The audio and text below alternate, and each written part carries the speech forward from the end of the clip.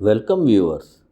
In this video, I will be outlining some of the salient features of one of the commonest malignant tumor of kidney in adults, the renal cell carcinoma or RCC, also called hypernephroma or Gravid's tumor. You are seeing here both side adrenal glands, both kidneys with ureters, the vascular supply of the kidneys, inferior vena cava and abdominal aorta.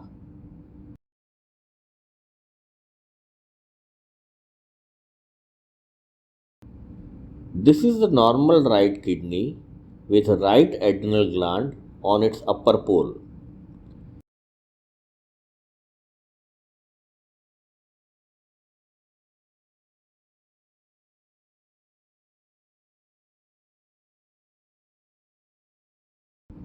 Here you see the structures at the hilum of the kidney, the renal vessels and the ureter.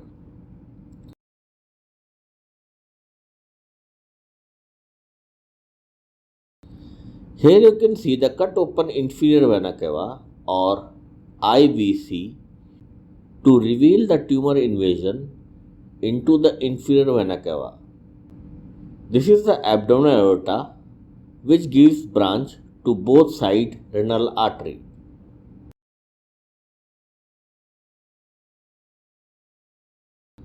This view shows the structures of the kidney hilum. These structures from anterior to posterior as seen here are right renal vein, right renal artery and right pelvis and ureter.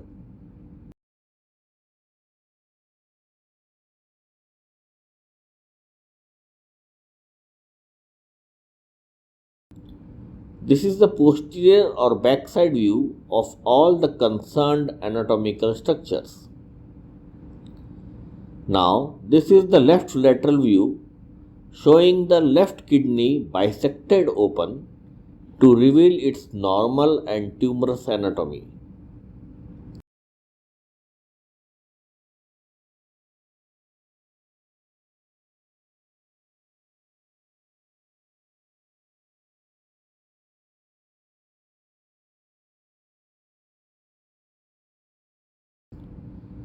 Now you see the cut section of the spared normal area of the left kidney showing the cortex and medulla with capsular covering of the kidney. The medullary structures lead to multiple renal calyces. These renal calyces unite together to form a single renal pelvis of each kidney at its hilum. In this view, you see further subdivisions of the renal medulla, that is, the renal columns, renal pyramids, and the apical part of renal pyramids called the renal papilla, opening into minor calyces. 2 to 3 minor calyces form a major calyx. 2 to 3 major calyx in turn unite to form the renal pelvis draining into the ureter. Characteristically, renal cell carcinoma presents as a solitary and unilateral tumor more often in the upper pole. You can appreciate in this model that only one kidney is involved. The surface of kidney is bossulated or nodular as seen here. Renal adenocarcinoma may infiltrate locally through the capsule of the kidney as is seen here in the form of breached renal capsule. Once the capsule is breached, the tumor invades the perinephric fat. As is also seen in this 3D model, the typical appearance of renal cell carcinoma is of a well demarcated spherical solid mass of varying size with a variegated cut surface. Although not shown in this model, the cut surface of the tumor is usually yellow in color as a consequence of the prominent lipid accumulation in tumor cells.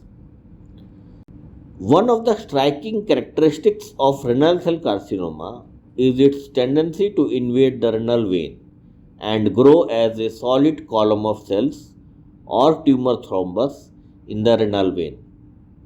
You can appreciate the tumor mass invading the renal vein in this cut open view of the left renal vein. Extension of the neoplasm into the renal vein on the left side may obstruct the testicular vein, which drains into it, causing a scrotal varicocele. Extension into the renal vein may also very rarely cause venous infarction of the kidney. Further growth of the tumor may produce a continuous cord of tumor into the inferior vena cava, as is seen here. This growth may extend into right atrium and ventricles of the heart. Extension of the tumor into the inferior vena cava may lead to edema in the lower extremities. Discussing something about the clinical presentation of the tumor, the usual presentation of the renal cell carcinoma is with hematuria. The classical clinical evidence for diagnosis of renal cell carcinoma is the triad of gross hematuria, costovertebral pain or flank pain, and palpable abdominal mass. The most reliable of the three is hematuria, but it is usually intermittent and may be microscopic. Thus, the tumor may remain silent until it attains a very large size. At this time, it is often associated with constitutional symptoms such as fever, malaise, weakness, and weight loss. This pattern of asymptomatic growth occurs in many patients. So, the tumor may have reached a diameter of more than 10 cm when it is diagnosed. At this stage, renal mass may be palpable.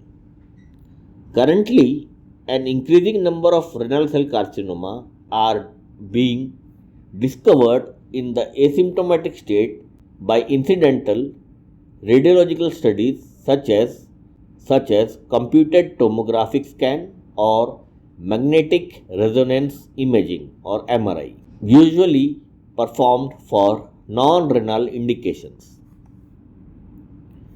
Renal cell carcinoma is classified as one of the great mimics in medical science because it happens to produce a variety of signs and symptoms not related to the kidney. These symptoms, called the paraneoplastic syndromes of renal cell carcinoma, are ascribed to abnormal hormone production by the tumor cells, including polycythemia, hypercalcemia, hypertension, hepatic dysfunction, feminization, or masculinization. Some other syndromes are Cushing syndromes, eosinophilia, leukemoid reactions, and amyloidosis. My dear viewers, hope this video has been helpful to you in understanding the cancer of one of the important organs of the excretory system. These were some of the salient points of the cancer. For deeper understanding, please refer to standard textbooks of medical science. Thank you. The commonest primary malignant tumor of the kidney in case of children is Wilms tumor or nephroblastoma. Discussing something about the etiology of renal cell carcinoma, tobacco, whether chewed or smoked, is the major risk factor for renal cell carcinoma. Genetically, siblings and first degree relatives of patients with RCC are at higher risk to develop the cancer.